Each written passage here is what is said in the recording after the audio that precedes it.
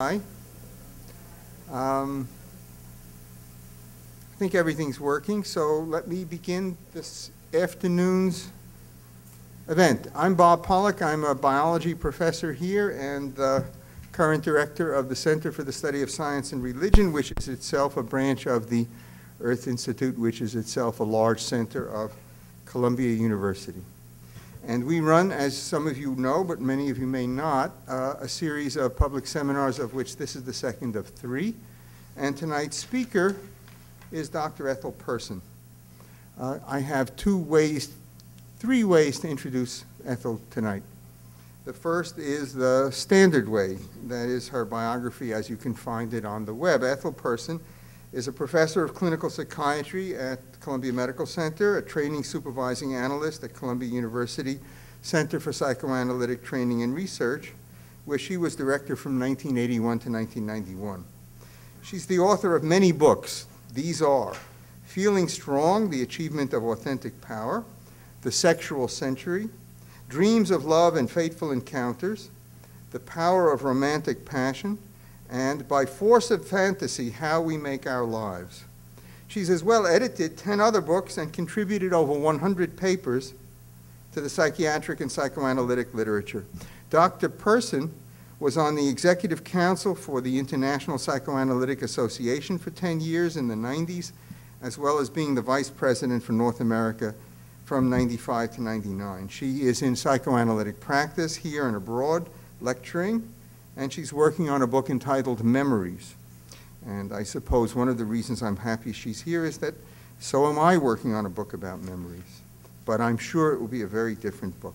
The second introduction is to say that Ethel and I know each other for many years, and that I spent a sabbatical about a decade ago as a molecular biologist at the Center for Psychoanalytic Training and Research, where I was surrounded by residents in psychiatry training to become psychoanalysts, and in that context understood that Ethel understood there was no boundary to speak of that separated the interests I had in religious topics from the interests I had in the molecular biology of the development of a human being from a fertilized egg cell. And so she has been a mentor to me. That's the second introduction. The third is from her own book, Feeling Strong, The Achievement of Authentic Power. And I thought I would just read the last paragraph of this book because it is the best introduction to Ethel's way of discovering doors where other people see walls that separate ways of smart people trying to understand the world. We cannot understand the integration of individuals into families, groups, and political structures without reference to dominance and submission and to hierarchies. We cannot usefully build on Freud's insights into group psychology without recourse to the concept of power. Transference to the leader of a group, or to a religious leader, or to a god, protects us not only against powerlessness in our daily lives, but also against our powerlessness in the face of death and decay. The illusions we adhere to in groups give us a sense of both safety and importance. This same phenomenology of power can be observed in psychoanalytic organizations. It is the need for absoluteness and for meaning that sometimes conflicts with the critical mindset necessary to keep psychoanalytic profession within the boundaries of historical science and to allow it to utilize the findings of scientific disciplines adjacent to its own. This is true for psychoanalysis. It's as well true of climate studies. It's as well true of embryology. It's as well true of any human science. And Ethel is one of the people I think we all depend on to give us as scientists back our humanity. Ethel Person.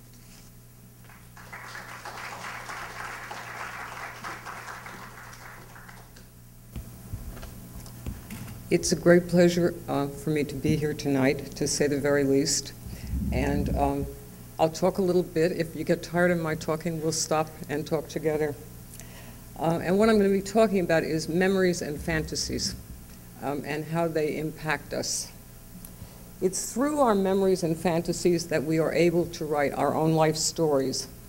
Nonetheless, as has been pointed out, no memory image is a complete and accurate reproduction of a perceptual experience. Secondly, no imaginative image can occur that is not composed of elements derived from actual perceptual experience. What McKellen is proposing is that there is inevitably some overlap between memory and fantasy. While we remember what has been, we also imagine or fantasize the meaning of the memory, both for now and for the future. Giambattista Vico, professor of rhetoric at the University of Naples,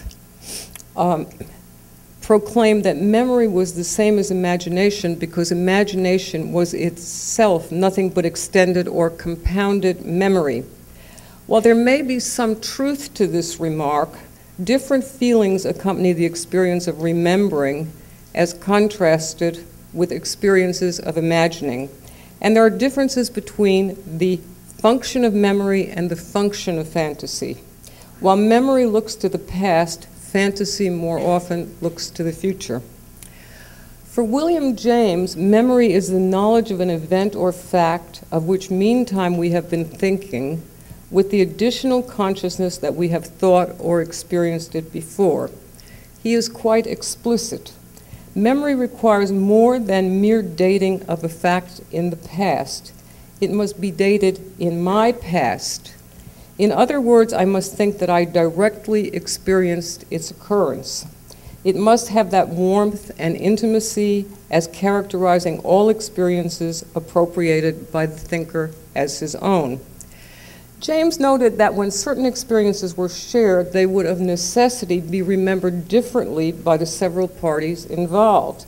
This is because the way we remember our own role in the event and how someone else remembers it will necessarily be different, simply because each of us will have played a different role in the event. As James put it, my friend can hear what I say and see what I do, but he does not necessarily know what I am thinking or feeling, and vice versa. Hume proposed that the ideas of the memory are much more lively and strong than those of the imagination. Whereas memory revives the past, the majority of fantasies focus primarily on future hopes and dreams. Nonetheless, these hopes and dreams, insofar as they are eventually achieved, will themselves become the stuff of memory. When not achieved, they may sometimes linger as an unwanted reminder of what failed to happen. Moreover, we must endorse some of our hopes and dreams as playing a pivotal role in shaping our future. Doing so, they also linger on as memories. But we're not always looking forward. Often enough, we are often rethinking the past or fantasizing a different past. When we rewrite the past, we sometimes do so in the form of wishful thinking, knowing full well that it is the memory of a wished-for event, not an actual event we are reliving. Nonetheless, the way we view the past may be subject to real change. We often reinterpret the past, devaluing something that was once cherished, or cherishing something that was once previously devalued. Such reevaluations are based on different experiences, feelings, and insights between then and now, as is transparent, for example, in the way we once thought of a boyfriend or girlfriend, and how we judge him or her following a breakup. Just as there is a distinction between autobiographical memory and procedural memory, so is there a distinction between memory and imagination. Memory recalls the past and therefore relies on what we once experienced or perceived and the persistence of those previous events in our minds. But while familiarity is a prerequisite to memory, familiarity is not a prerequisite to imagination. While we can imagine something we have never seen and which is unfamiliar to us, we can't remember anything that we have not seen or experienced. In fact, many philosophers distinguish familiarity as that which marks the distinction between memory and imagination.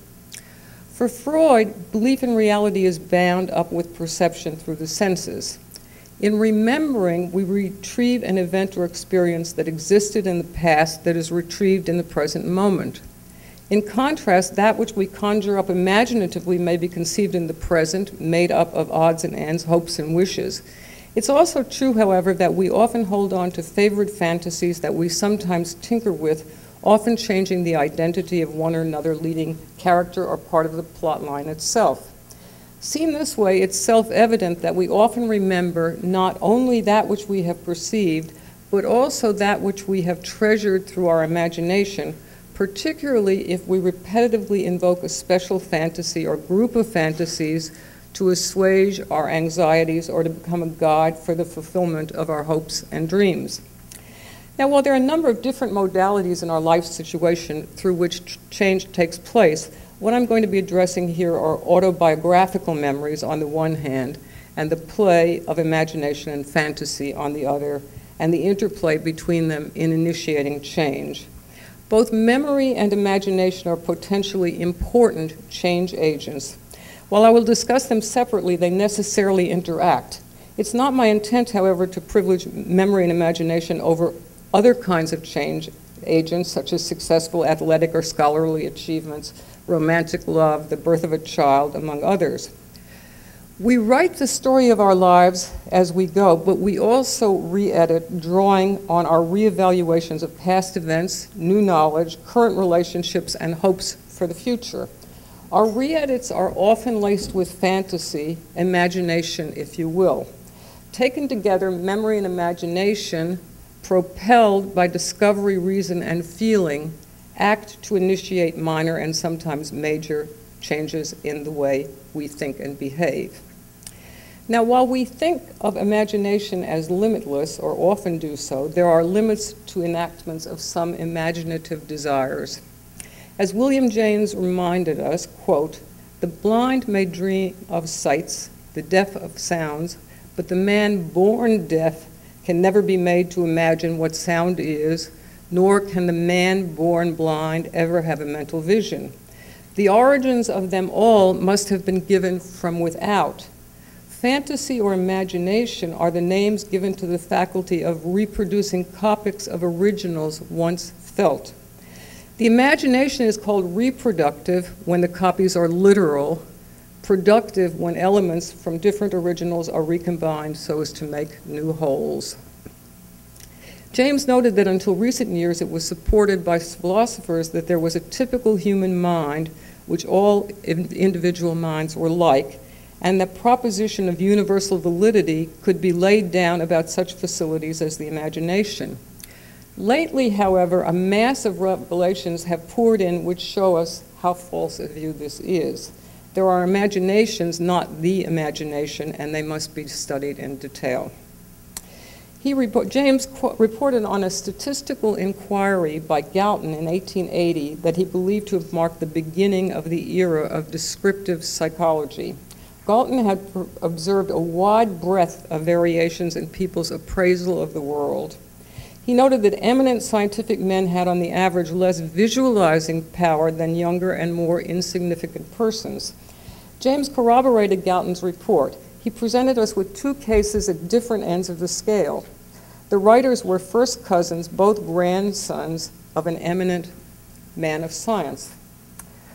The one who was a good visualizer says, "This morning's breakfast is both dim and bright. It is dim if I try to think of it when my eyes are open upon any object. It's perfectly clear and bright if I think of it with my eyes closed.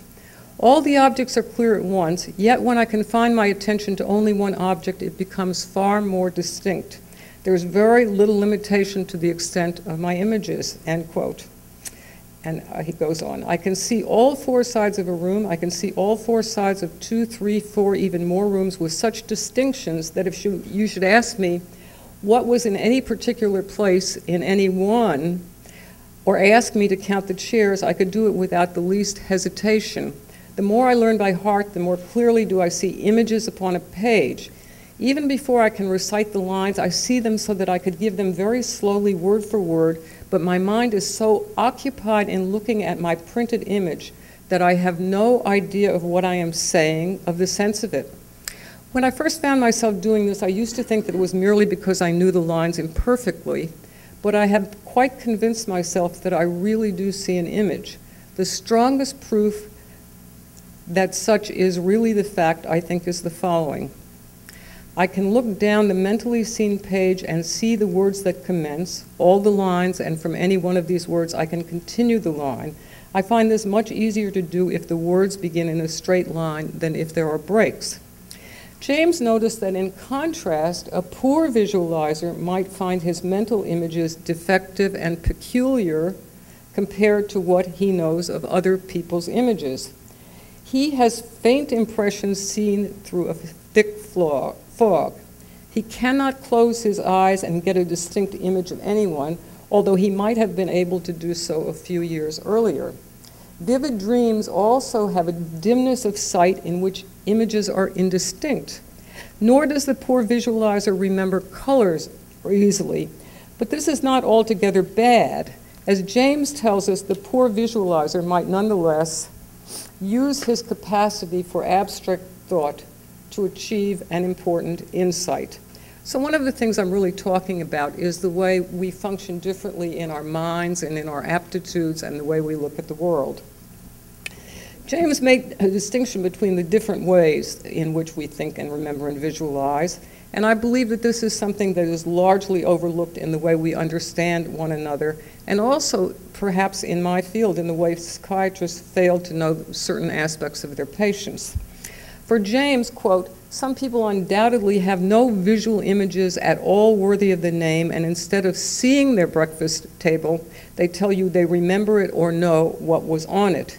This mind stuff of which knowing is made seems to be verbal images exclusively.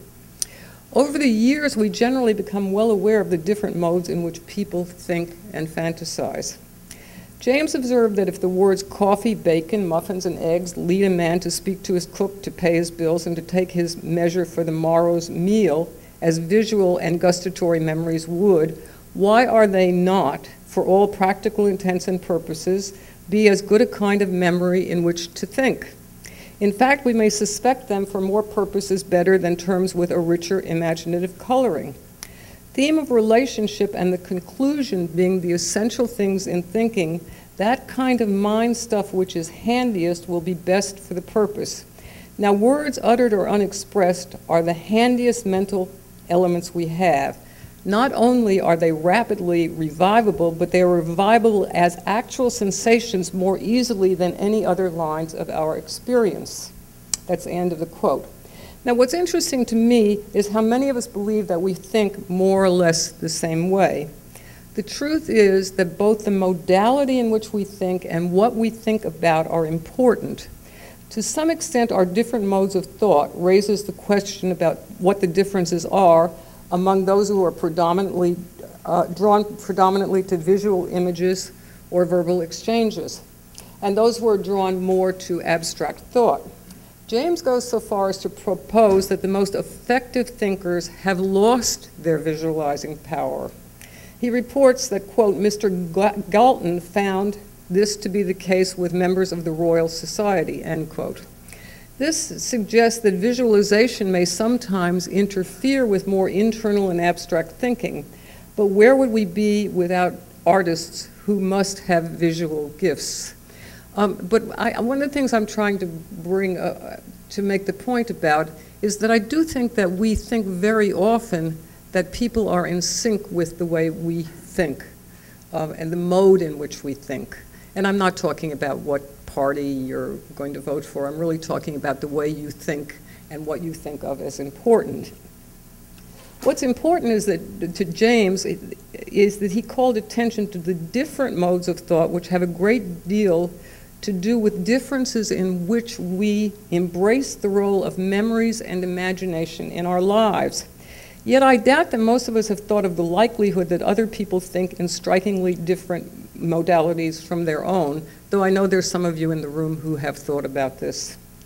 I even doubt if many psychiatrists have asked their patients what the primary modalities are in which they fantasize and in which they think.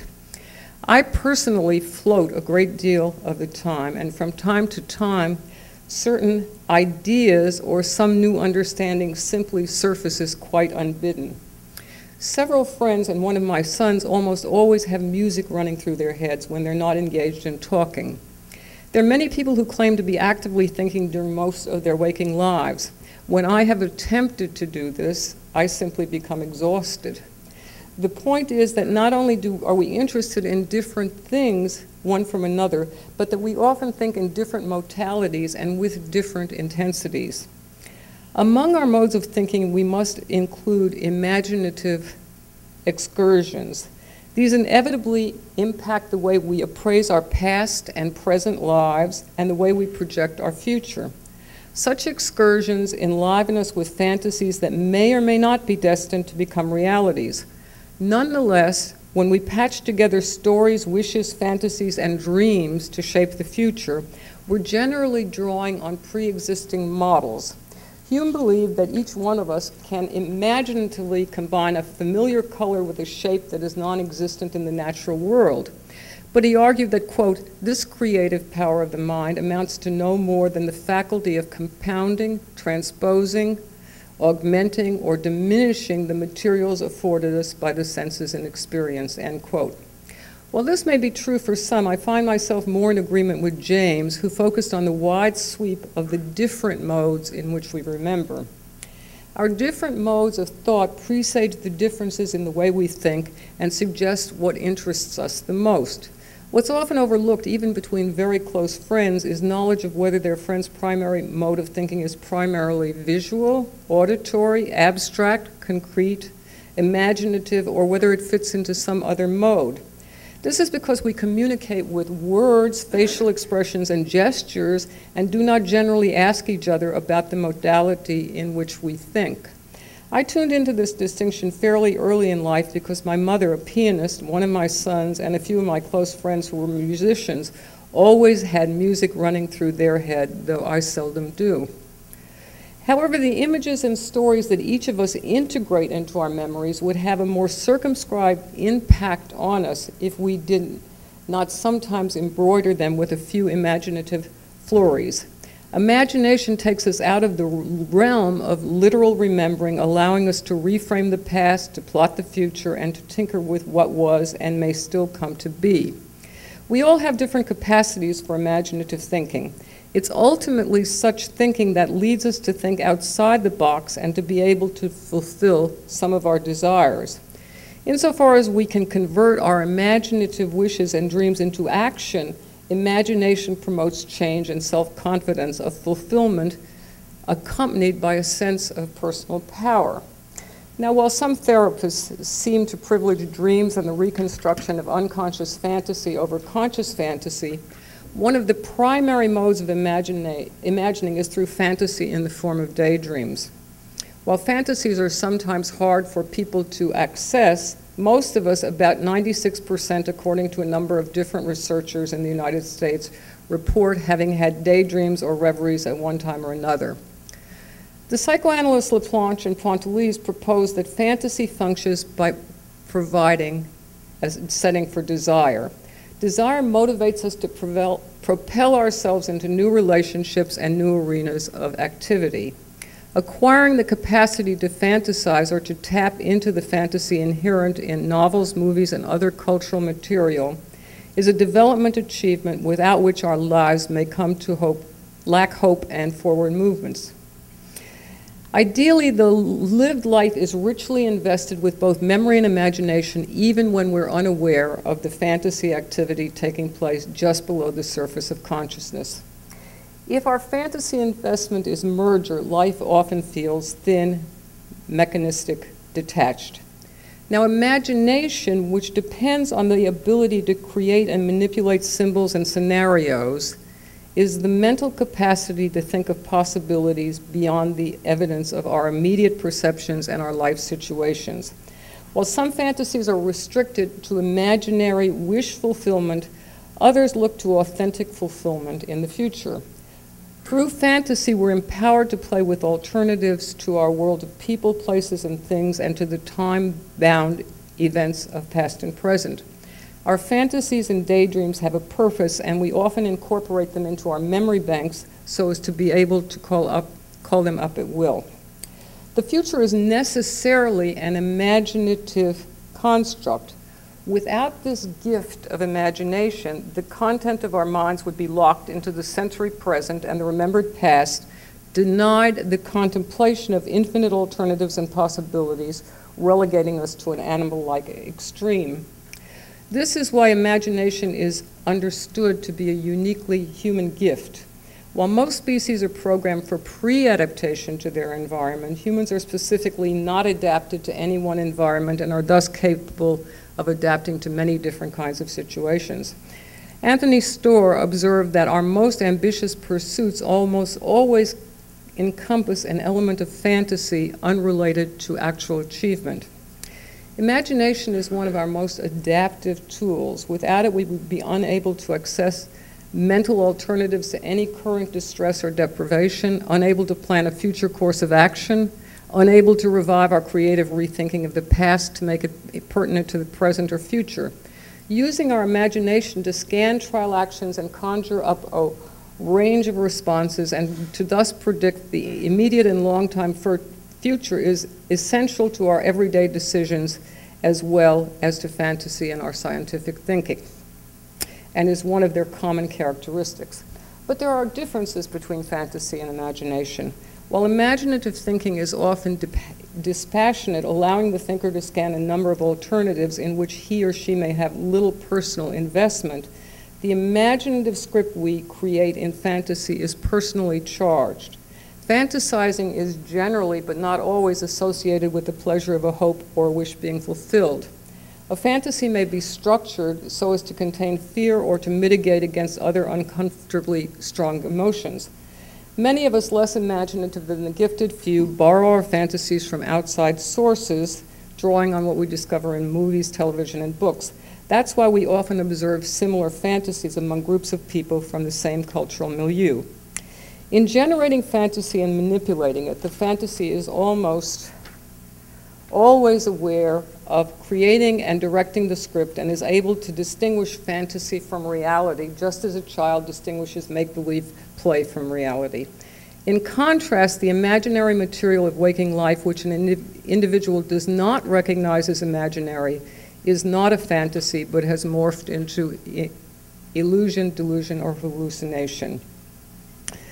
Over time, the different kinds of wishes that fuel fantasy have been reconceptualized to embrace scripts that go beyond the gratification of erotic and aggressive impulses.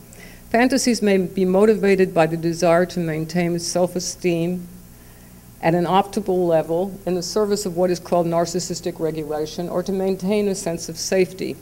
Some fantasies act to contain fear, to deny unpleasant realities, to regulate emotion, to undo trauma, and sometimes paradoxically to punish the self. Most important, fantasy and daydreaming open a realm of future possibilities. Despite its wishful imaginative core, fantasy often suggests some reality-oriented roles, signaling us as to the nature of our desires and premiering alternative script for our future lives. It provides substitute gratification for what is temporarily lacking in our lives. It may also be invoked to relieve tension or dispel frustration. Fantasizing may serve as a signal that something is amiss, revealing the dream of an emotional reality previously denied.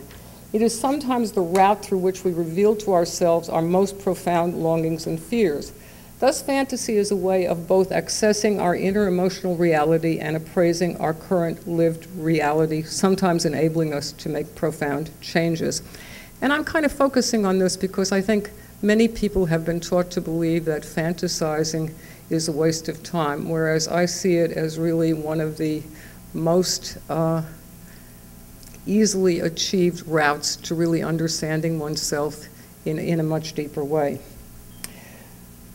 The analyst Hans Lowald pointed out that children and parents can be said to have fantasies, some would say illusions, about the other's state of perfection and wholeness, or at least about the other's perfectibility.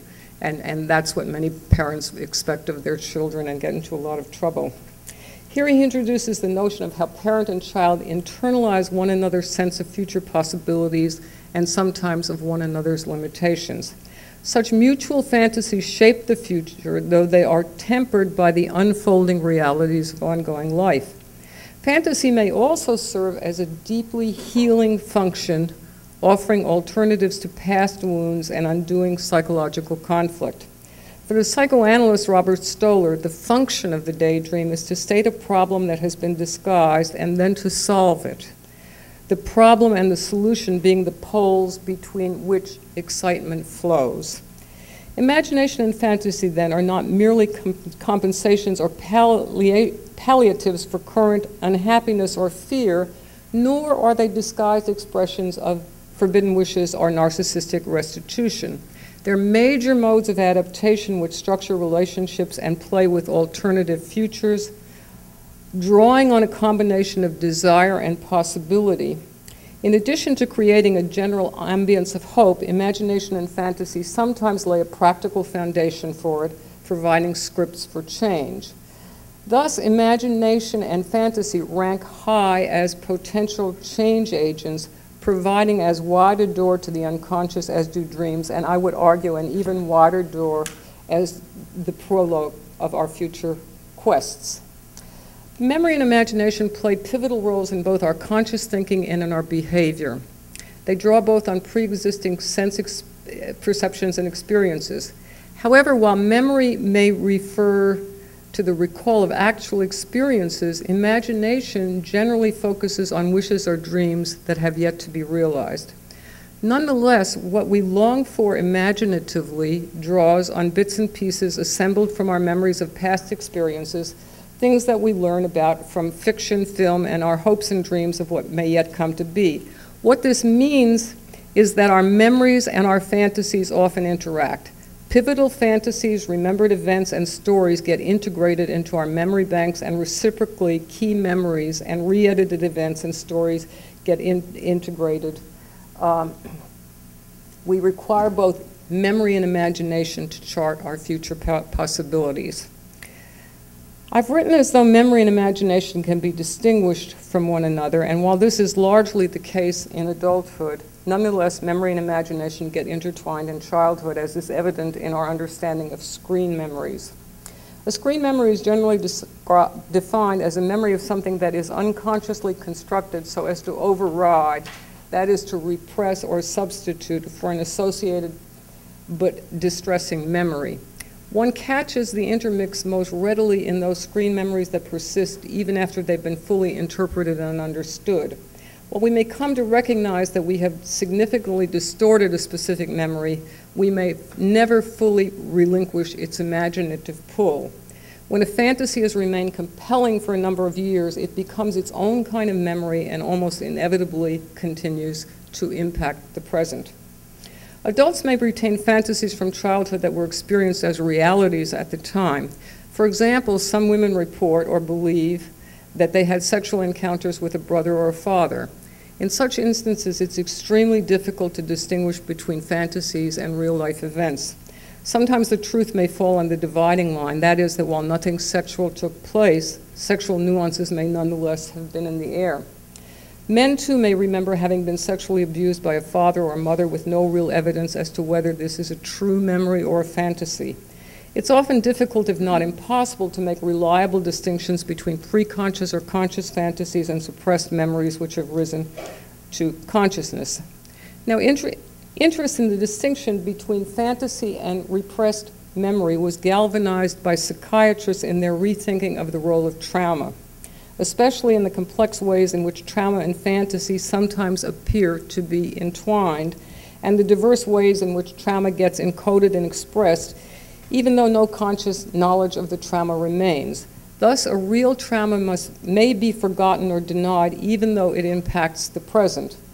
When a memory is, in fact, no more than a memory of a fantasy, that fantasy may have been stimulated by a preconscious intuition of a parent's desire or as a product of the fantasist's own desire.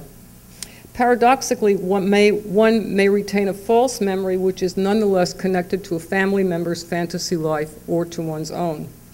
If and when we choose to rewrite the story of our lives, this extends far beyond conflict resolution.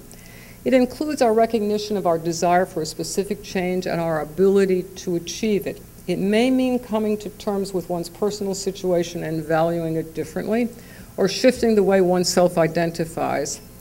For the unfortunate few, it means no more than inventing a make-believe story as solace for one's sorrows. It is, of course, preferable to undo the distortions of both the past and the present as we go along, sort of like driving a car, making the adjustments we need to stay on the road and not crash into an oncoming car in the other lane.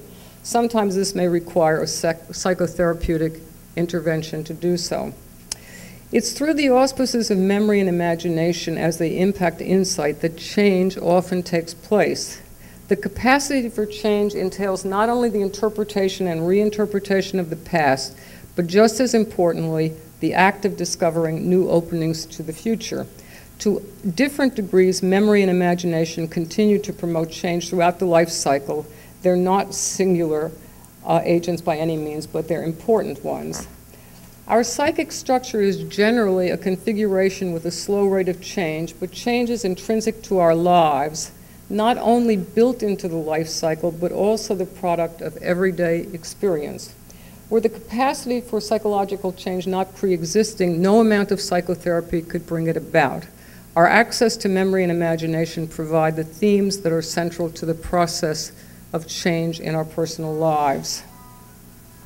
Sometimes, but not always, psychotherapy acts to overcome conflict and to explore the meaning of dreams and our attachment to different people. How do fantasy and memory coalesce? The psychoanalyst Hans Lowald entitled one of his papers, Psychoanalysis and Art and the Fantasy Character of the Psychoanalytic Situation.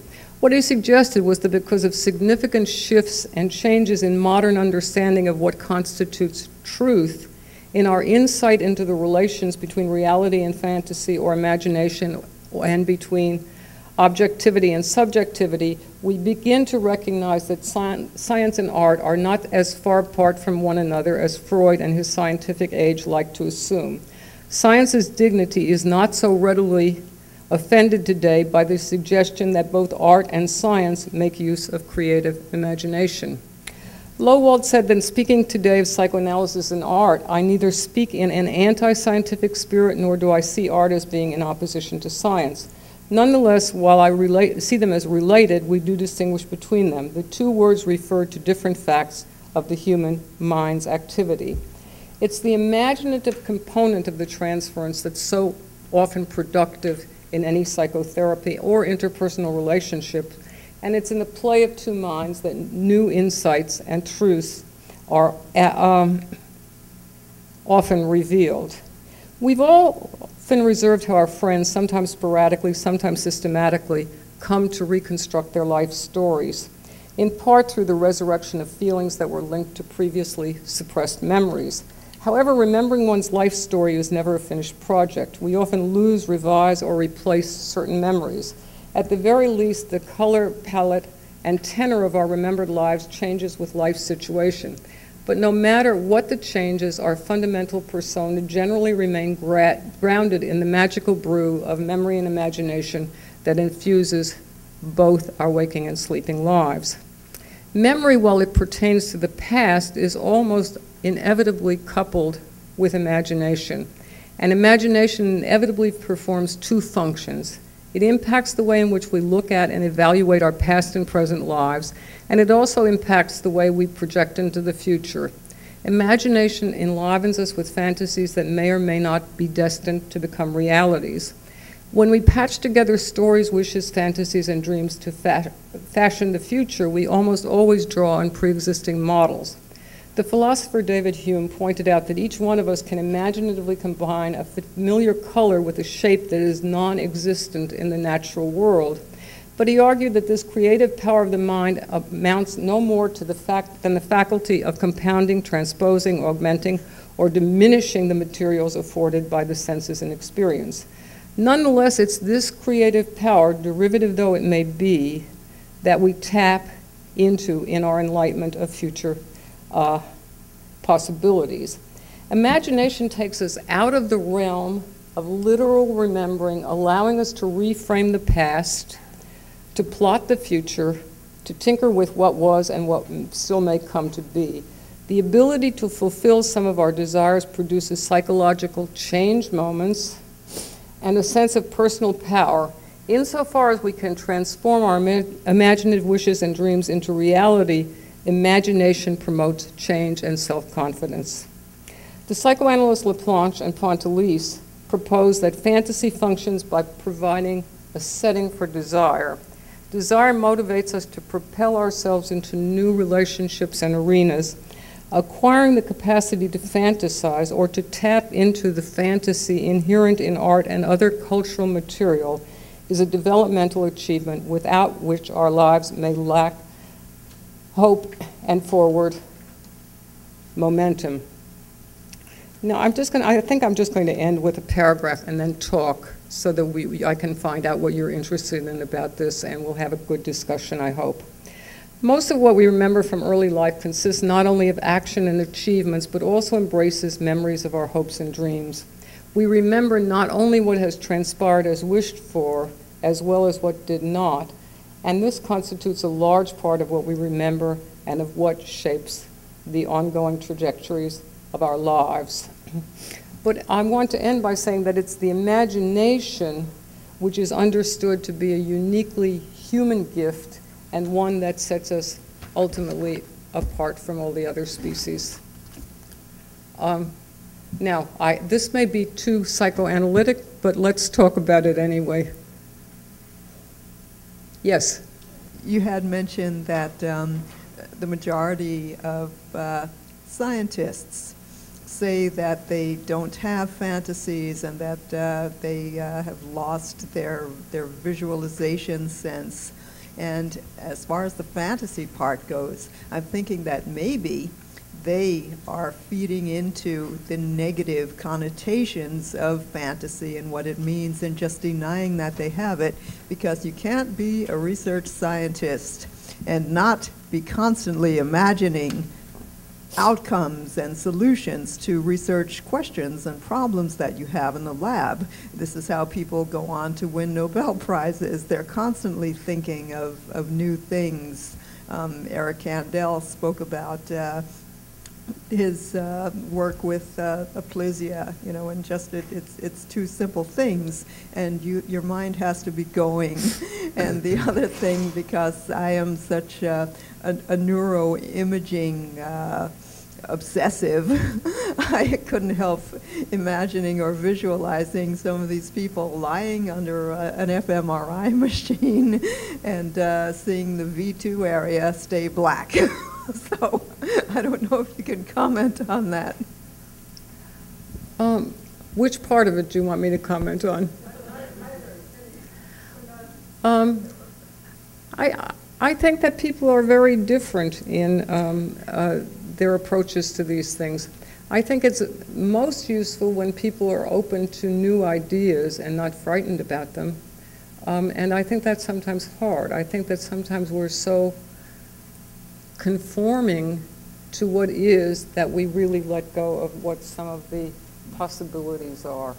I don't know if that's a response or not, but that's the way I would put it. Yes?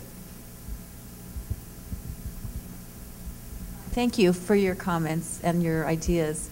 I'm wondering that given all that you said about the complexity of this and how the different ways people think and how they even revise their own memories with time, why do you think in our culture there is so much pressure and people lose so much energy to try to come up with the one right version of what has happened?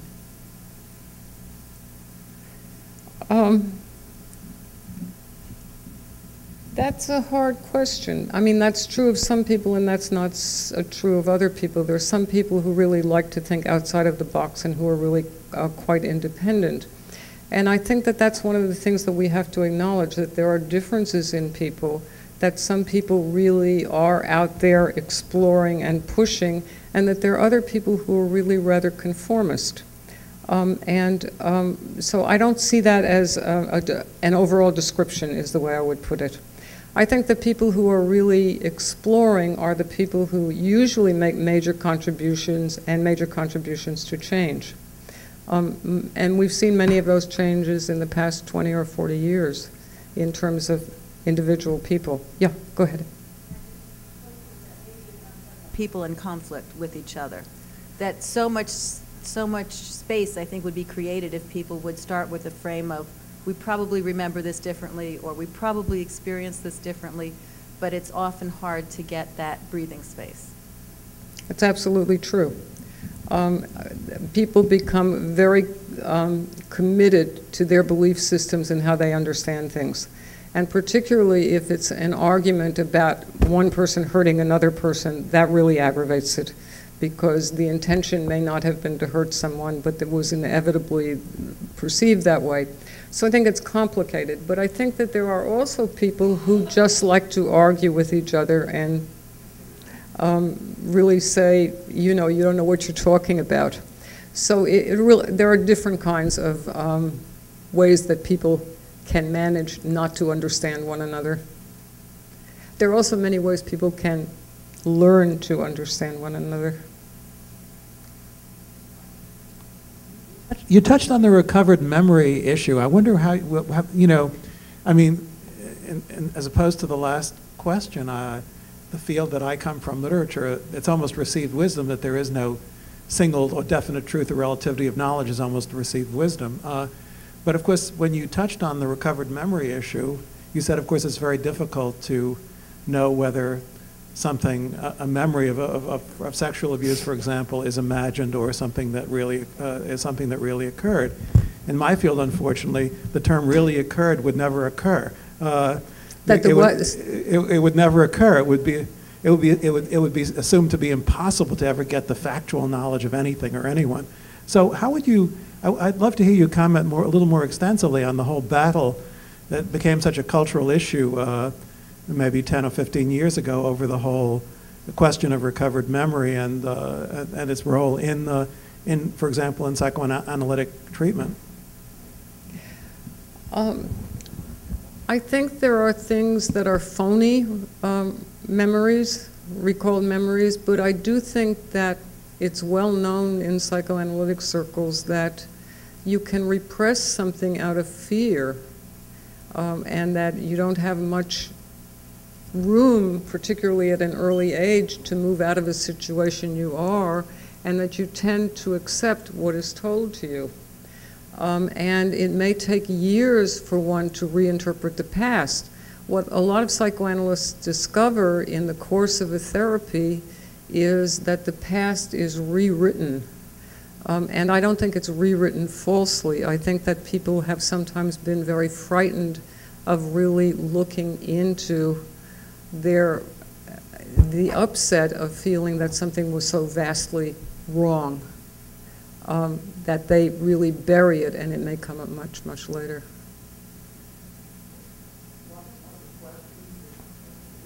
Is the question of whether people had been coaxed or coached to have memories drawn out of them that fit a kind of template of people who were, in a sense, campaigning against the suppression of child abuse or sexual abuse at an early age. I mean, I guess later this dovetailed into the scandal in the Catholic Church, but of course this was a big issue even before that came out. Well, there are always different kinds of people, and you're talking about people who knowingly, I think you're talking about people who knowingly say things that they know not to be true in, no, you're not?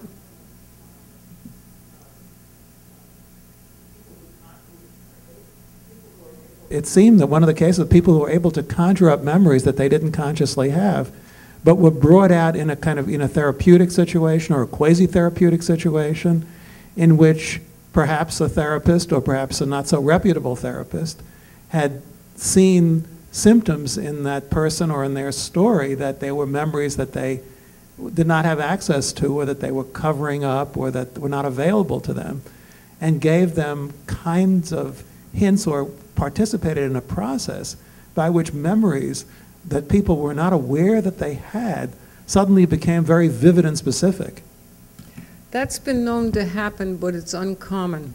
And I think the reason it's uncommon is because most psychiatrists are not going to push it, knowing that they really do not want to infiltrate ideas or really say that's good when they really don't know. And I think most people in the field are really very cautious about taking anything at face value, because you hear a lot of things that are true and not untrue, and not intentionally untrue, but in terms of interpretation. So I think it's a difficult question, but I think that most people in my field would be very cautious about coming to the answer very early. I just wanted to know, you said that fantasy is often perceived as useless or not valued highly enough, and that lots of insight and change can come from it, and I was just wondering how you use that in a therapeutic setting. How? How you use that in a therapeutic setting. Oh, you use it by talking to asking the people what their fantasies and dreams are. And that really gets much to the heart of why somebody may be in treatment. People are in treatment because something has not gone well in their lives, and they really want to correct it in some way. So that opening up those problems are really the route to beginning real treatment.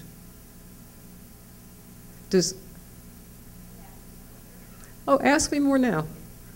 Go ahead. I'm curious about, along the lines of fantasies and imaginations having an equal weight as memories as far as things that come true and don't come true. Do you think that there could be any sort of psychological danger to someone who has too many fantasies or too many dreams, and if there's too many failures or disappointments from these, even though they're events that didn't actually happen in purely imagination? Yeah, well, this is a pretty good question, because yes, sometimes people get so involved in what they think should be and in remembering and having false memories or expecting things that don't really happen. So that I think that there is caution to be had, but I think that's not as widespread as one might think. I think that when one really goes into that route, that one is having some difficulties, and the best way that one is going to work that out is working it out with a doctor of some sort.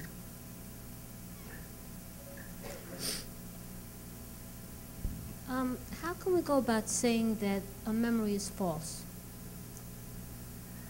How can one say that a memory is false? One can't say it unless one knows it.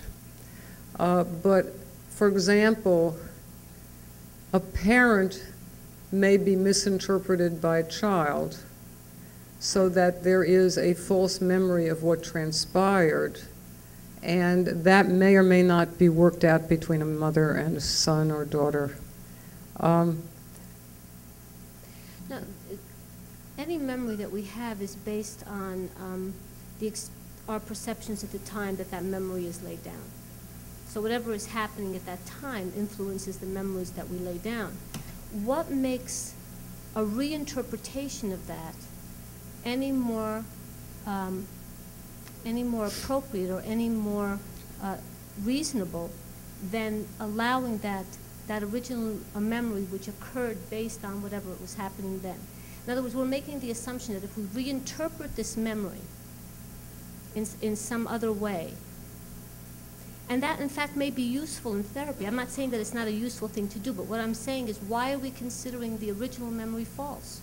It's not false. It was based on what was happening at the time. It was based on what was perceived at the time, but the issue is that we often misperceive what's happening, and that there is a delicate balance between those two things. That's the best that I can say. And I think that there are people in therapy who do change their minds about the way they have interpreted certain memories. So it's more the interpretation of a memory than it is of the actual thing that occurred. It's simple. If you just think of a husband and wife who are having an argument and they just aren't seeing it the same way, they're talking from two different poles. They're both being authentic in what they feel at that time, but it may turn out that they change that over time as they really talk about it from another point of view. That's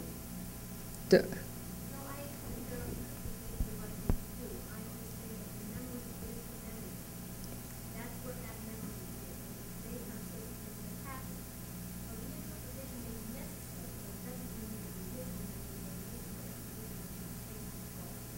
That's correct, but sometimes in a therapy, some people acknowledge that they have misinterpreted an event. And then there is real change in how it's perceived. And I think that that is one of the problems that happen between people, that sometimes you have an absolute right to be angry or put off, and other times there has been a misunderstanding of what has transpired. And I think that in therapy, very often people can begin to distinguish between what is the reality and what may be a distortion.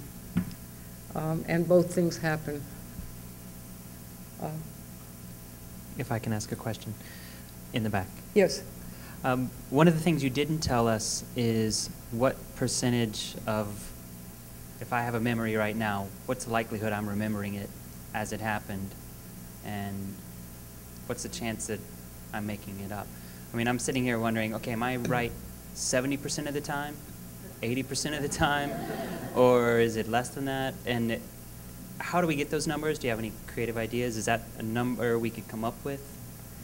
I'm just kind of thinking this as from a scientist. I kind of want to know how good I am at my memory. You know? Anyway.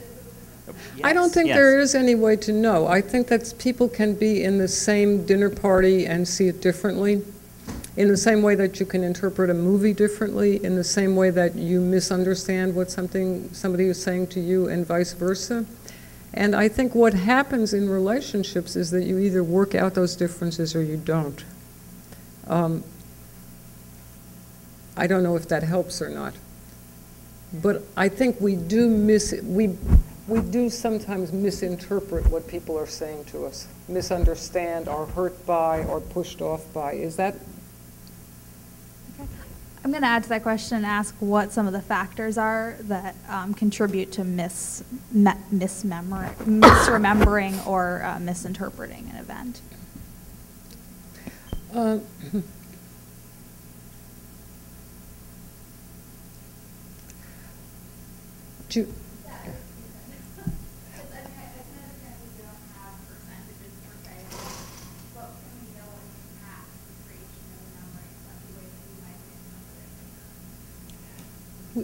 It often happens in family disputes, that one person really feels put down or not understood, and that it's hatched out by talking it through and really finding out that there was some misperception of what was really intended.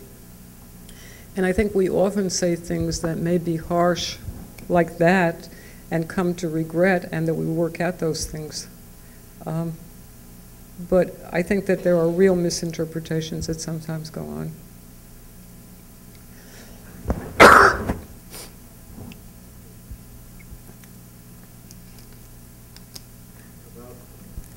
Perception and misperception. I once thought you could put on the back of a bus, "You can't avoid reading this," and of course, as you learn to read, I mean, that pretty much becomes true.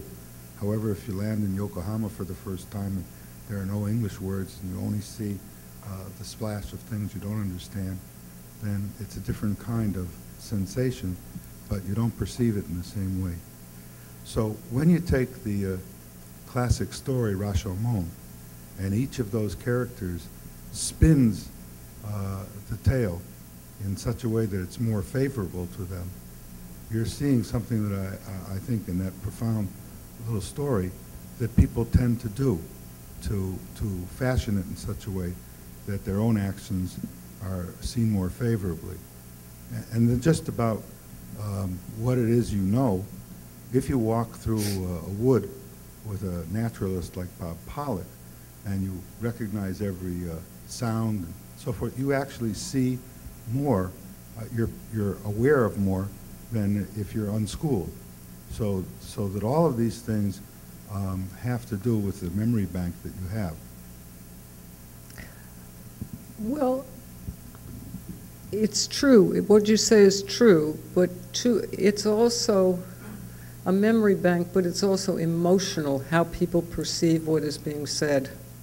So that somebody can be so hurt or so enchanted that they come to conclusions that are not obvious in a certain kind of way. So I think it's complicated.